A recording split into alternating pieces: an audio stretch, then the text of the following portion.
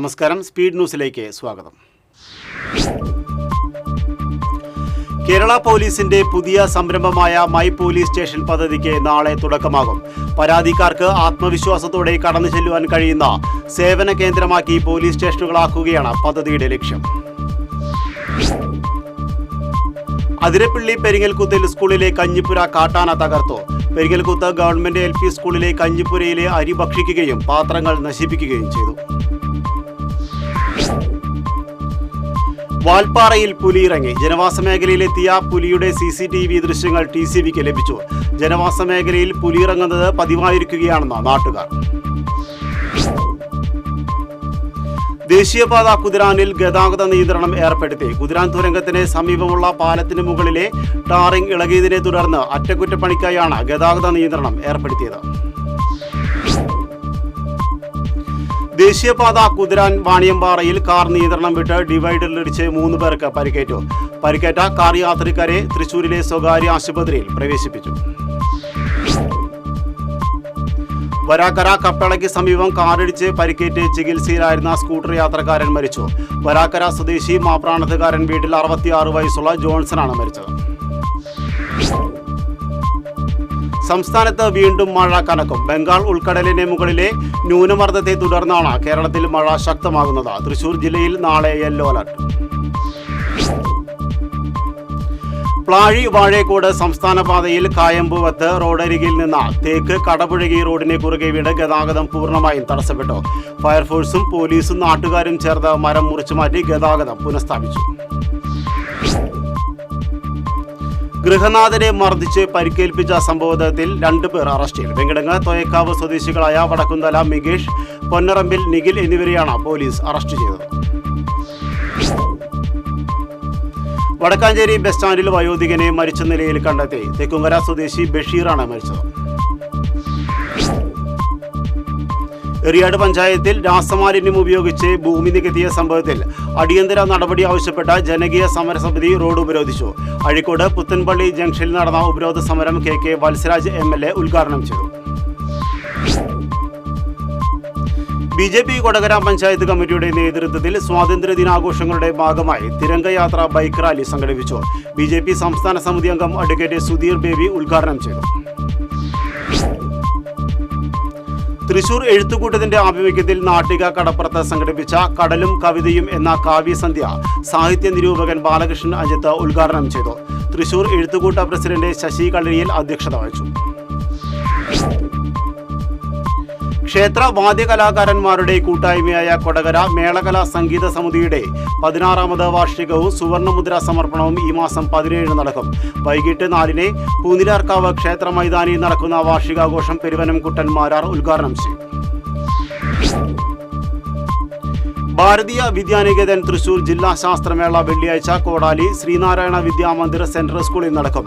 ജില്ലയിലെ 40 ഭാരതീയ വിദ്യാനികേതൻ വിദ്യാലയങ്ങളിൽ നിന്നായി 700ഓളം പ്രതിഭകൾ മേളയിൽ പങ്കെടുക്കും. ഇന്ത്യൻ നാഷണൽ കോൺഗ്രസ് താന്യം മണ്ഡലം 3-4 വാർഡ് കമ്മിറ്റികളുടെ നേതൃത്വത്തിൽ പൊതുമരാമത്ത് റോഡുകളുടെ ശോചനീയാവസ്ഥയിൽ പ്രതിഷേധിച്ച് മാർച്ച് നടത്തി.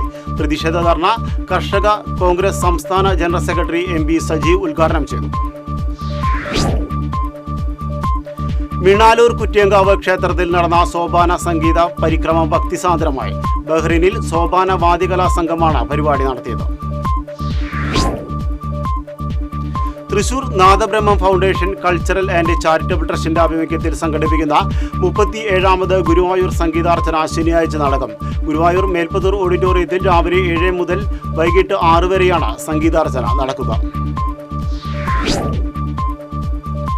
അന്യായവും മാനദണ്ഡവിരുദ്ധവുമായ സ്ഥലമാറ്റങ്ങളിലൂടെ ജീവനക്കാരെ മരണത്തിലേക്ക് തള്ളിവിടുന്ന സർക്കാർ നടപടികളിൽ പ്രതിഷേധിച്ച് FSETOയുടെ നേതൃത്വത്തിൽ കളക്ടറേറ്റ് മാർച്ച് നടത്തി. സീവർ ചിറ്റിലപ്പള്ളി MLA മാർച്ച് ഉദ്ഘാടനം ചെയ്തു.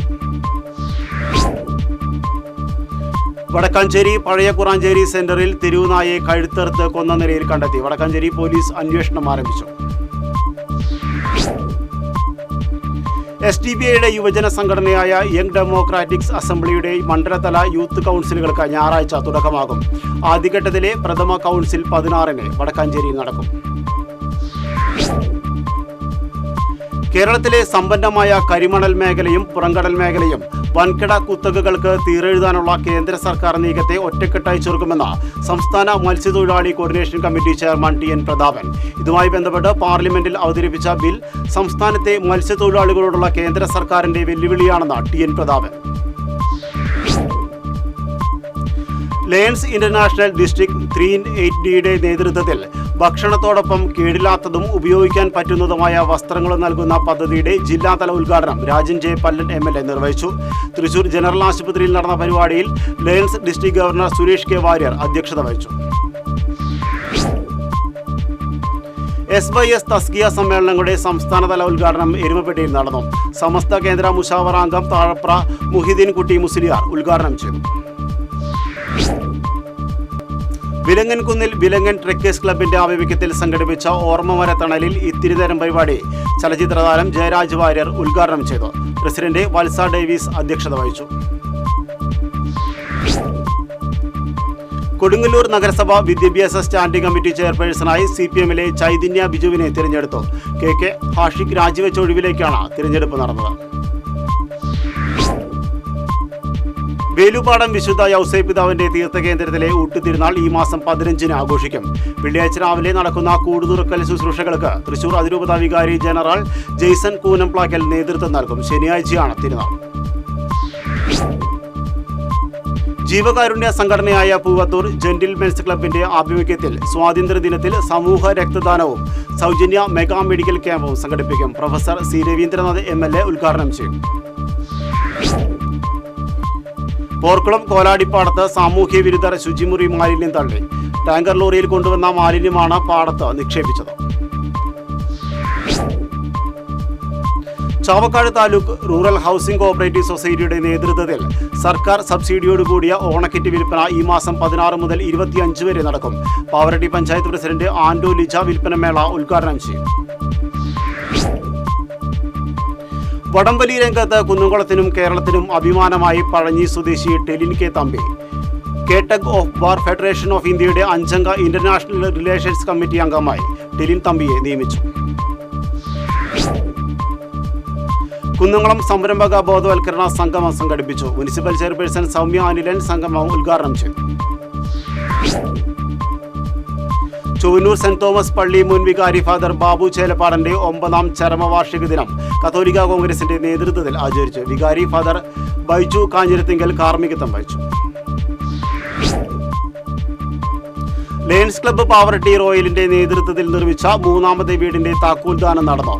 ഹോം ഫോർ ഹോംലെസ് പദ്ധതി പ്രകാരം നിർമ്മിച്ച വീടിന്റെ താക്കോൽദാനം lions district governor Suresh K Warrier നിർവഹിച്ചു. ഇതോടെ സ്പീഡ് ന്യൂസ് സമാപിക്കുന്നു. നമസ്കാരം.